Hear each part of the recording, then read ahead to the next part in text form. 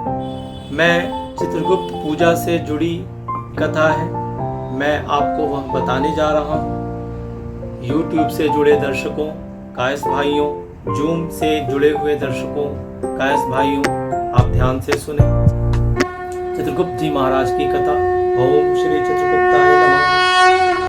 भीष्म पितामह ने पुलस्त्य मुनि से पूछा कि हे महामुनि, संसार में कायस्थ नाम से विख्यात मनुष्य किस वंश में उत्पन्न हुए हैं तथा किस वर्ण में कहे जाते हैं, इसे मैं जानना चाहता हूँ। इस प्रकार के वचन कहकर भीष्म पितामह ने पुलस्त्य मुनि से इस पवित्र कथा को सुनने की इच्छा जाहिर की। पुलस्त्य मुनि ने प्रसन्न होकर गंगा पुत्र भीष्म पितामह से कहा, हे गंगे, मैं कायस्थ उत्पत्ति की पवित्र कथा का वर्णन आपसे करता हूँ।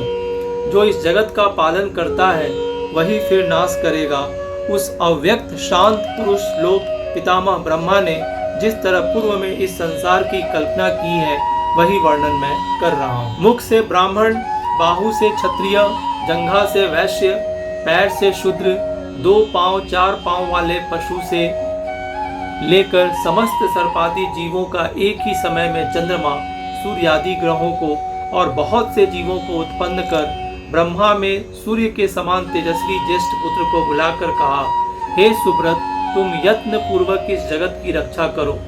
सृष्टि का पालन करने के लिए ज्येष्ठ पुत्र को आज्ञा देकर ब्रह्मा ने एकाग्रचित्त होकर 10,100 वर्ष की समाधि लगाई। अंत में विश्रांत चित्त हुए। तदुपरांत उस ब्रह्मा के शरीर से बड़ी भुजाओं वाले श्याम वर्ण, कमलवत शंख तुल्य गर्दन, चक्रवर्ती तेजस्वी, अति बुद्धिमान, हाथ में कलम दवात लिए तेजस्वी, अति सुंदर विचित्रांग, स्थिर नेत्र वाले एक पुरुष अव्यक्त जन्मा, जो ब्रह्मा के शरीर से उत्पन्न हुआ है। भीष्म उस अव्यक्त पुरुष को नीचे ऊपर देखकर ब्रह्मा जी ने समाधि छोड़कर पूछा, हे पुरुषोत्तम, हमारे सामने स्थित आप कौन है? ब्रह्मा का यह वचन सुनकर वह पुरुष बोला, हे विधे, मैं आप ही के शरीर से उत्पन्न हुआ हूँ, इसमें किंचित मात्र भी संदेह नहीं है। हे तात, अब आप मेरा नाम करने योग्य हैं, सो करिए और मेरे योग्य कार्य भी कहिए। यह वाक्य सुनकर ब्रह्मा जी निज शरीर रज पुरुष से हंसकर प्रसन्न मुद्रा से बोले कि मेरे शरीर से तुम उत्पन्न हुए हो, इससे तुम्हारी कायस्थ संज्ञा है और पृथ्वी पर चित्रगुप्त तुम्हारा नाम विख्यात होगा। हे वत्स, धर्मराज की यमपुरी धर्माधर्म वितार के लिए तुम्हारा निश्चित निवास होगा। हे पुत्र, अपने वर्ण में जो उचित धर्म है उसका विधि पूर्वक पालन करो और संतान उत्पन्न करो। इस प्रकार ब्रह्मा जी भार युक्त वर को देखकर अंतर्ध्यान हो गए। श्री पुलस्त्य मुनि ने कहा है, हे कुरुवंश के वृद्धि करने वाले भीष्म, चित्रगुप्त से जो प्रजा उत्पन्न हुई है उसका भी वर्णन करता हूँ, सुनिए। चित्रगुप्त का प्रथम विवाह सूर्य नारायण के बड़े पुत्र श्रद्धादेव मुनि की कन्या नंदिनी ऐरावती से हुआ। इसके 4 पुत्र उत्पन्न हुए।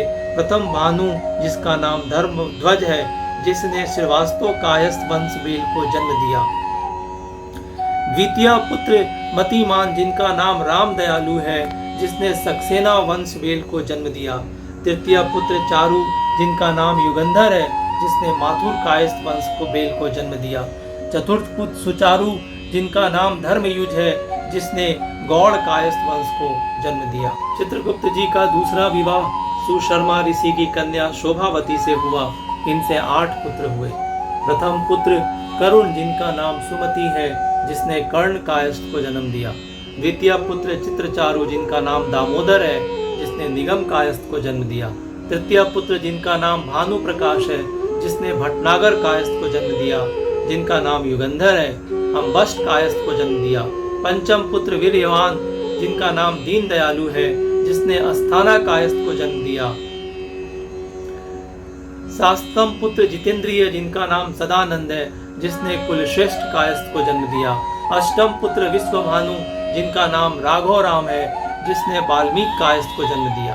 हे महामुने, चित्रगुप्त से उत्पन्न सभी पुत्र सभी शास्त्रों में निपुण उत्पन्न हुए। धर्माधर्म को जानने वाले महामुनि चित्रगुप्त ने सभी पुत्रों को पृथ्वी में भेजा और धर्म साधना के शिक्षा दी और कहा कि तुम्हें देवताओं का पूजन, पितरों का श्राद्ध तथा तर्पण, ब्राह्मणों का पालन पोषण और सदैव अभ्यागतों की यत्न पूर्वक श्रद्धा आदर करनी चाहिए।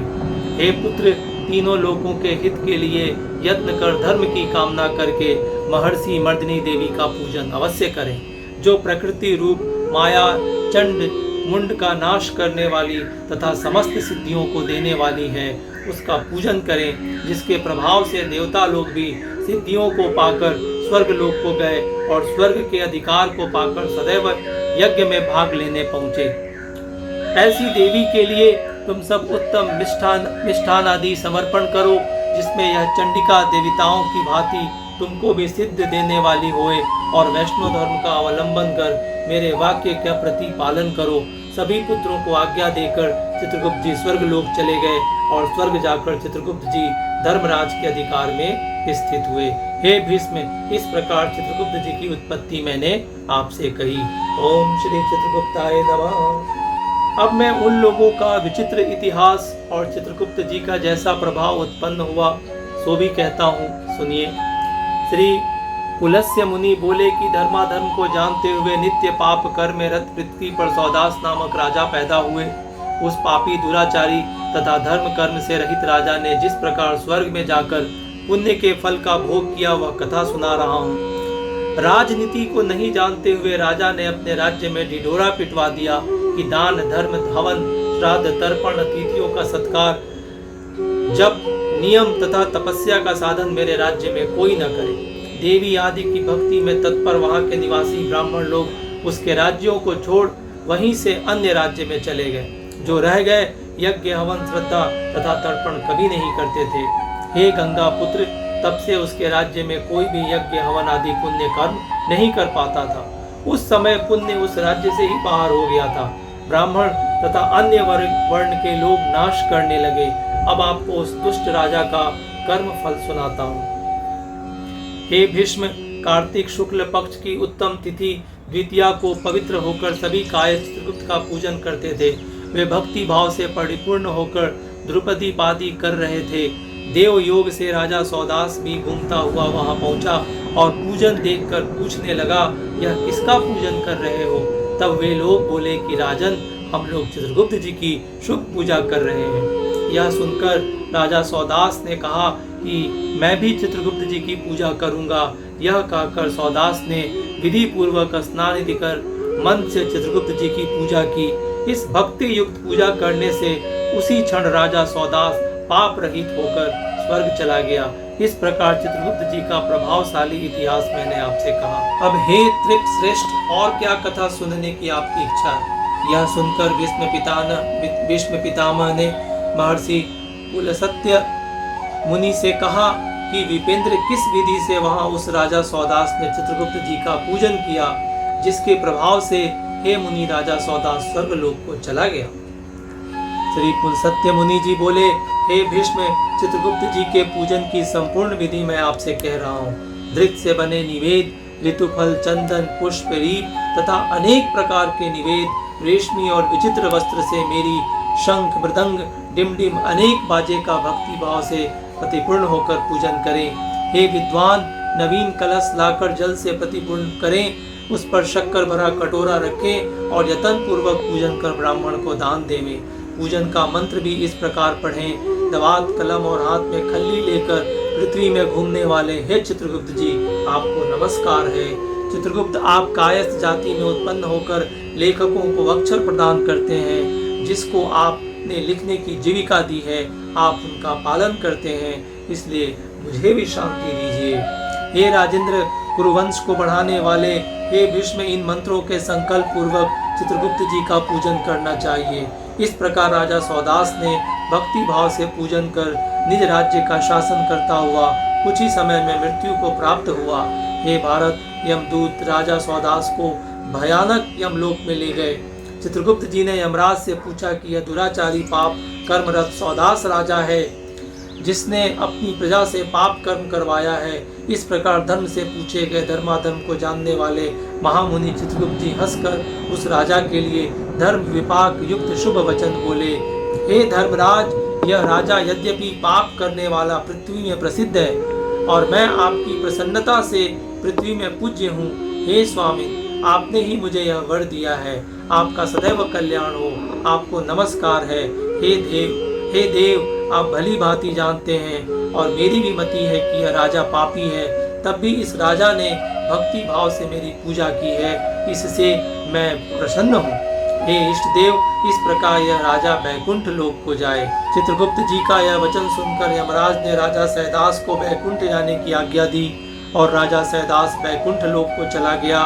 श्री पुलस्त्य मुनि जी ने कहा, हे भीष्म, जो कोई सामान्य पुरुष या कायस्थ चित्रगुप्त जी की पूजा करेगा वह भी पाप से छूटकर परम गति को प्राप्त करेगा। हे गंगेय, आप भी सर्व विधि से चित्रगुप्त जी की पूजा करिए, जिसकी पूजा करने से हे राजेंद्र आप भी दुर्लभ लोक को प्राप्त करेंगे। पुलस्त्य मुनि के वचन सुनकर विष्णु जी ने भक्ति मन से चित्रगुप्त जी की पूजा की।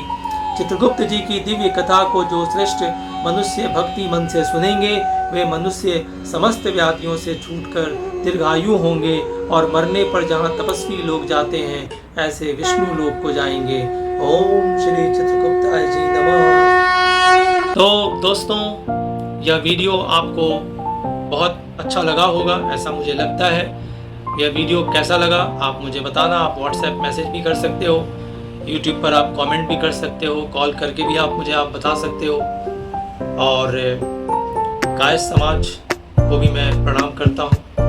और तो आपको अगर ये वीडियो अच्छा लगा तो आप इसे लाइक करें, शेयर करें और सब्सक्राइब भी आपको करना है और अपने लव्ड वंस को शेयर भी करना है। आप देख रहे हैं अपने दोस्त आशीष कुमार को। यहाँ दीजिए इजाज़त। जय हिंद।